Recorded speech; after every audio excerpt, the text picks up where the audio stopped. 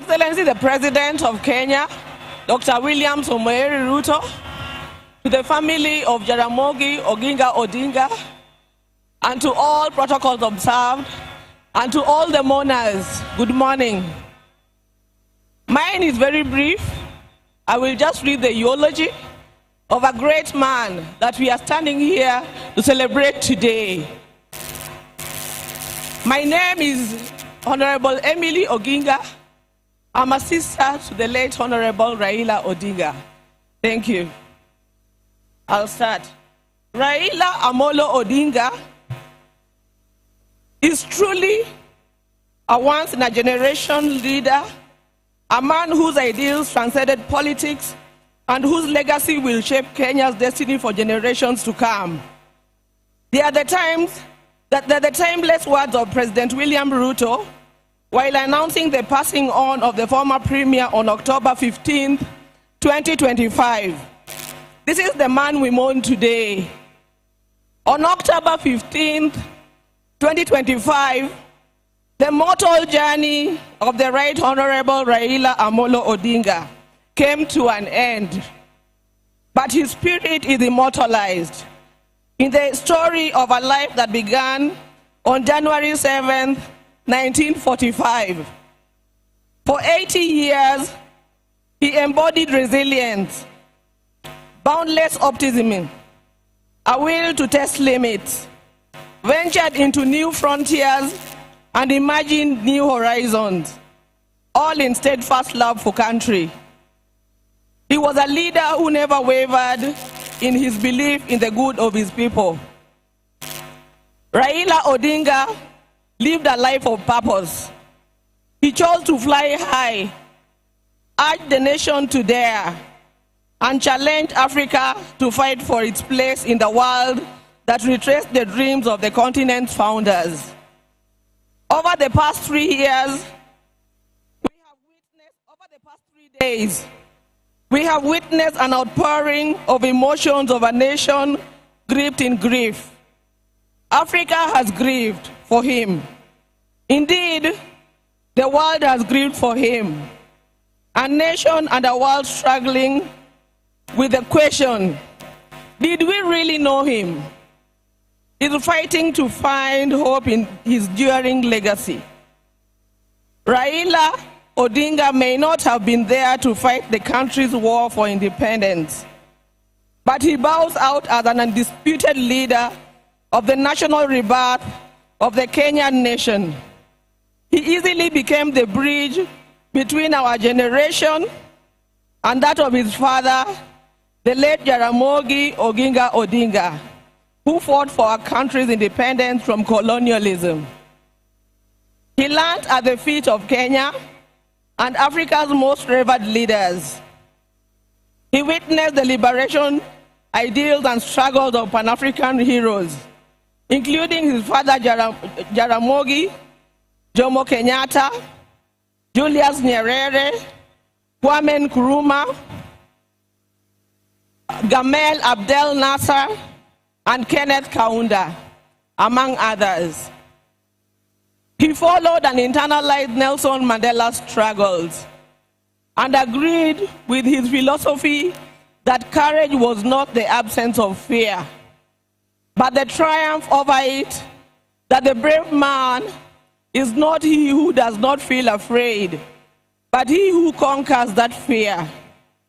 Raila conquered fear and mastered courage.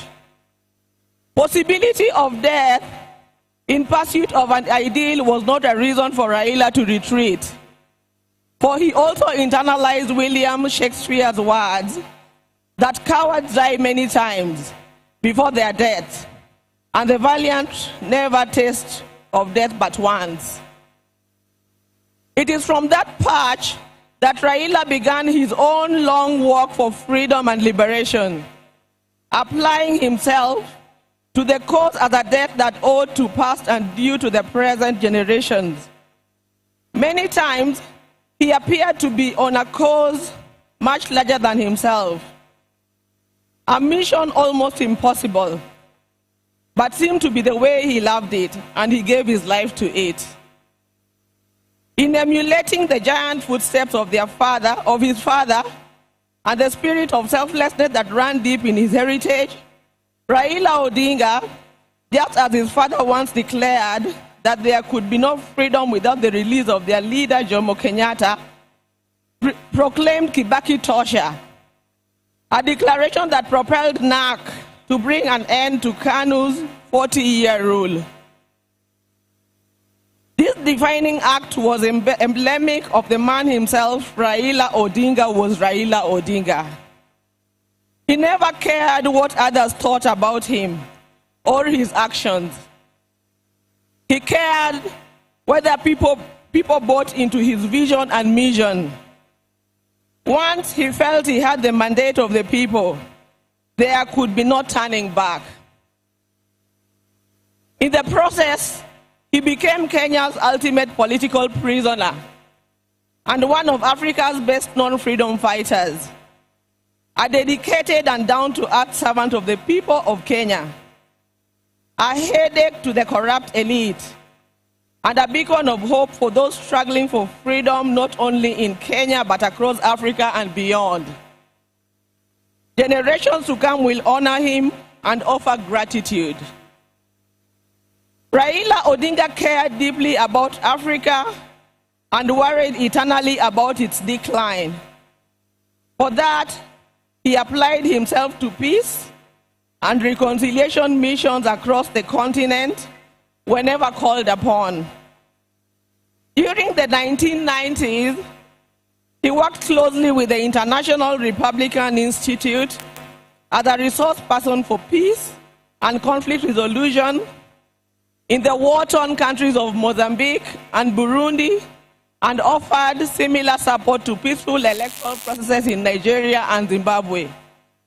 He mastered Africa's conflicts and the forces and issues behind him. The highest executive position he ever rose to was that of the Prime Minister of the Republic of Kenya. Following the signing of a National Accord and Reconciliation Act of 2008, which created the office to facilitate power sharing after the controversial 2007 elections.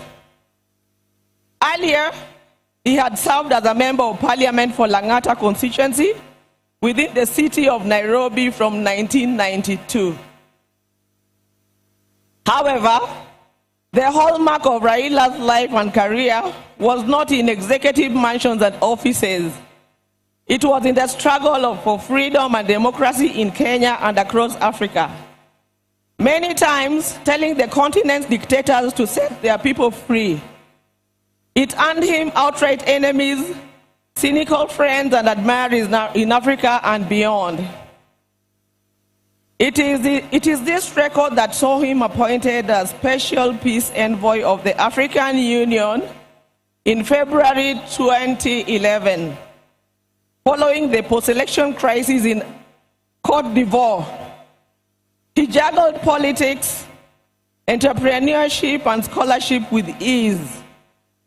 Besides his career in politics, Mr. Odinga is also a successful businessman and entrepreneur, having founded the flagship family business, the East African Spectra, a manufacturer of gas cylinders for Kenya and the East African region. Subsequently, he founded Spectra International. Before that, he had taught at the University of Nairobi's Department of Mechanical Engineering between 1970 and 1974, and served at the Kenya Bureau of Standards, which he was instrumental in establishing. Even as he pursued all other careers, Raila understood that social, political, and economic changes in a country come through politics, and that although all politics is local, politics is also substantially international. So, even as he appeared to be rabble-rousing in the trenches of Kibra and Kondele, he understood that an hour comes when he needed to dust himself off and sit in boardrooms or take a plane to global capitals to negotiate politics and policies. He did that effortlessly. moving from dusty Kamkuji grounds to a meeting in diplomatic circuits of the country within an hour. It was normal for Raila to be tear-gassed, water-hosed, and even shot at, only for him to show up at the boardroom for meetings with his tormentors as if torture at the field did not happen. He understood the place of man-to-man negotiations in the quest to influence policy and power. Raila disagreed fundamentally with many politicians, but the state of the Kenyan nation and how to transform it. But those disagreements never stopped him from sitting down with those he disagreed with or sympathizing with the views of fellow politicians.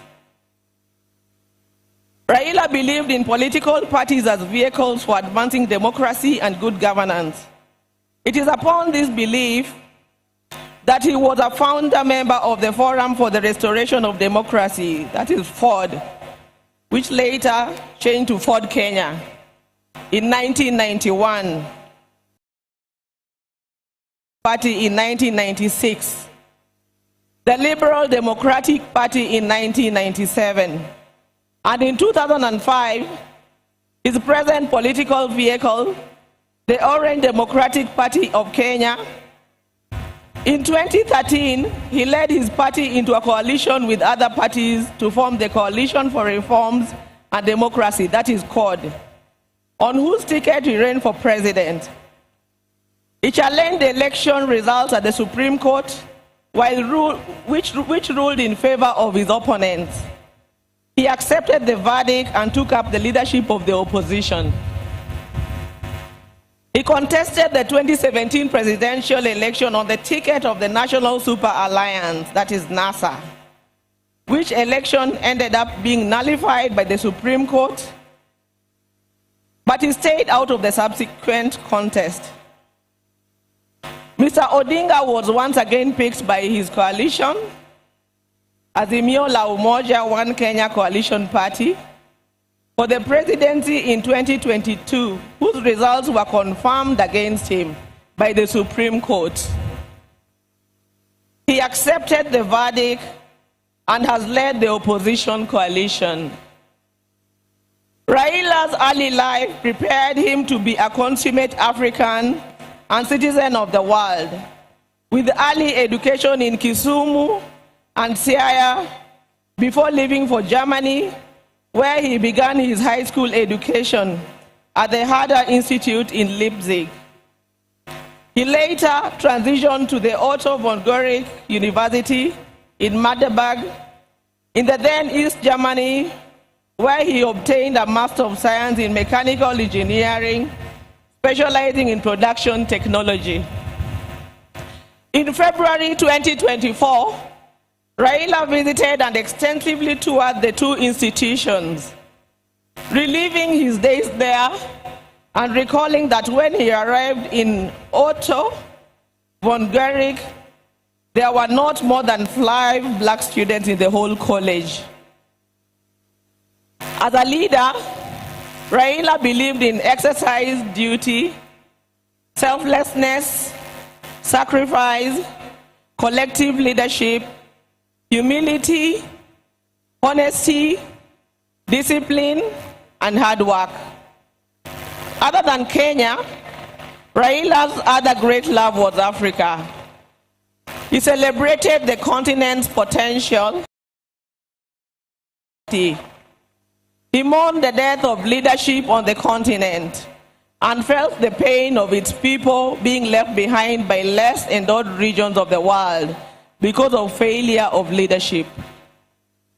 Indeed, the last major political project Raila quietly embarked on days before his death was a third biography dedicated purely to Pan-Africanism and what needs to be done to take the continent forward. In October 2018, Raila was appointed as the African Union High Representative for Infrastructure Development in Africa. He moved into the position with the swiftness and certainty of fish in water.